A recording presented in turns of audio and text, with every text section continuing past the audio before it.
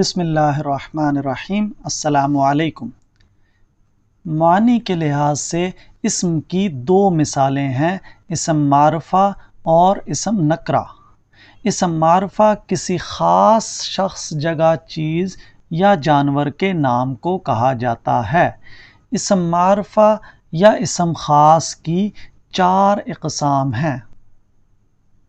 Number 1 اسم علم، number 2 اسم ضمیر، نمبر 3 اسم اشارہ اور نمبر 4 اسم موصول۔ اسم معرفہ کی 4 اقسام میں سے پہلی قسم اسم علم ہے۔ یہ وہ اسم ہے جو کسی شخص کی پہچان کی علامت کے لیے استعمال ہو۔ اسم معرفہ کسی خاص نام کو کہتے ہیں، چاہے وہ چیز، جانور، جگہ یا انسان کا نام ہو، لیکن اسم علم جو ہے وہ انسانوں کے خاص نام کو کہا جاتا ہے، یعنی کہ انسان کا جو اصلی اور ذاتی نام ہوتا ہے اسے اسم علم کہا جاتا ہے۔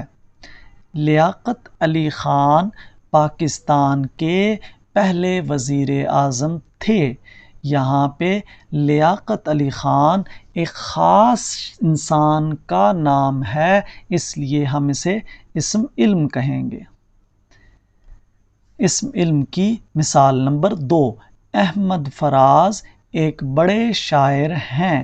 یہاں پہ احمد فراز ایک خاص شخص کا ذاتی نام ہے، اس لیے اسے اسم علم کہیں گے۔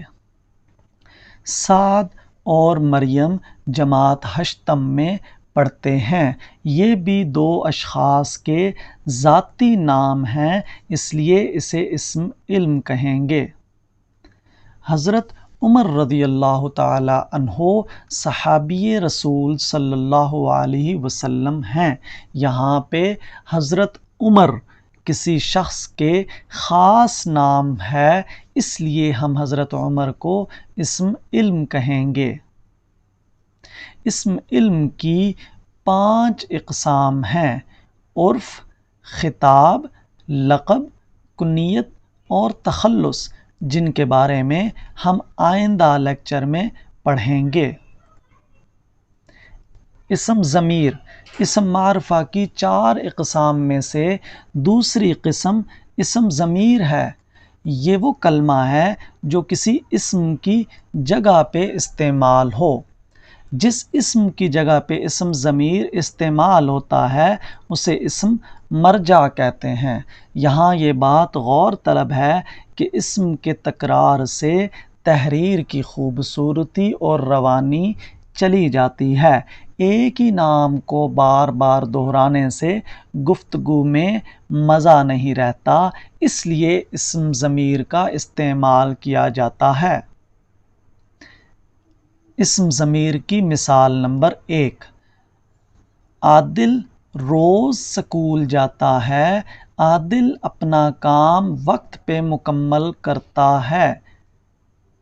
یہ جملہ اسم ضمیر کے بغیر ہے، جہاں پہ عادل اور عادل کا تکرار آ رہا ہے۔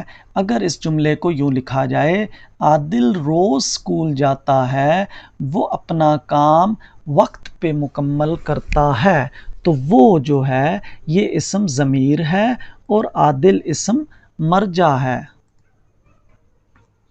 ابو اپنا کام کر چکے ہیں، ابو سو چکے ہیں۔ یہاں پہ اسم کا تکرار آ رہا ہے، جس کو ختم کرنے کے لیے ابو اپنا کام کر چکے ہیں اور وہ سو چکے ہیں، وہ اسم ضمیر ہے۔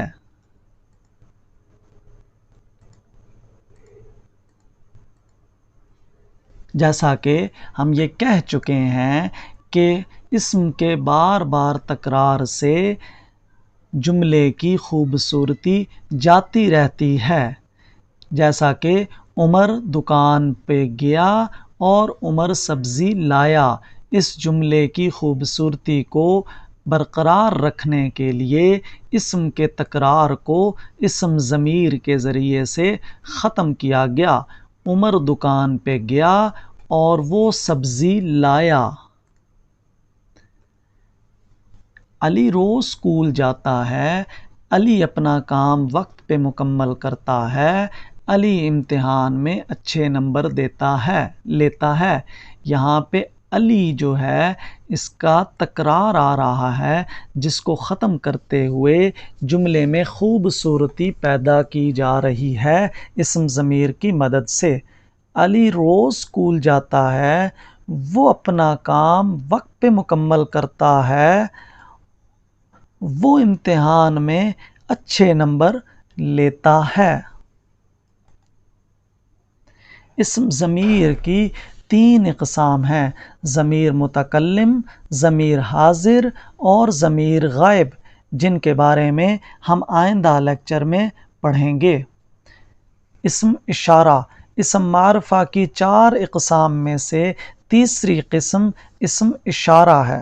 وہ اسم جس سے جملے میں کسی چیز، جگہ یا انسان کی طرف اشارہ کیا جائے اسے اسم اشارہ کہتے ہیں۔ یہ اور وہ اسم اشارہ کی مثال ہیں۔ یہاں پہ یہ کتاب ہے، یہ جو ہے یہ اسم اشارہ ہے۔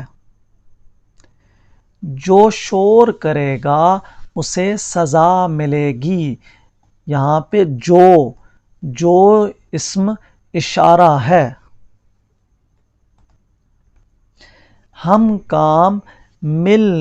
ہم مل کے کام کریں گے۔ یہاں پہ ہم جو ہے یہ کسی شخص کی طرف اشارے کے لیے استعمال ہو رہا ہے، اس لیے اسے اسم اشارہ کہیں گے۔ میرا بھائی کھیل رہا ہے۔ کس کا بھائی کھیل رہا ہے؟ میرا۔ اب میرا اشارہ کر رہا ہے کسی شخص کی طرف، اس لیے اس کو اسم اشارہ کہا جائے گا۔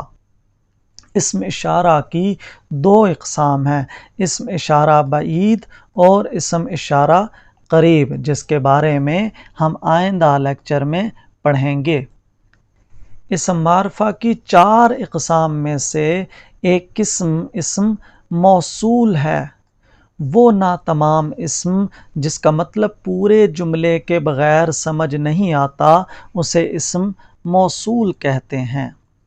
جیسا کہ جو ایک اسم ہے، جب تک یہ جملے میں استعمال نہیں ہوگا اس سے مطلب واضح نہیں ہوتا۔ جو بچے محنت کرتے ہیں وہ کامیاب ہوتے ہیں، اس لیے جو اسم موصول ہے۔ وہی یا پھر جس کو، یہ بھی اسم موصول کی مثالیں ہیں۔ یہ وہی لڑکا ہے جس کو انعام ملا تھا۔ یہاں پہ وہی اور جس کو اسم موصول ہے۔ جس کا کام اسی کو سانجھے، جس کا جو ہے یہ اسم موصول ہے۔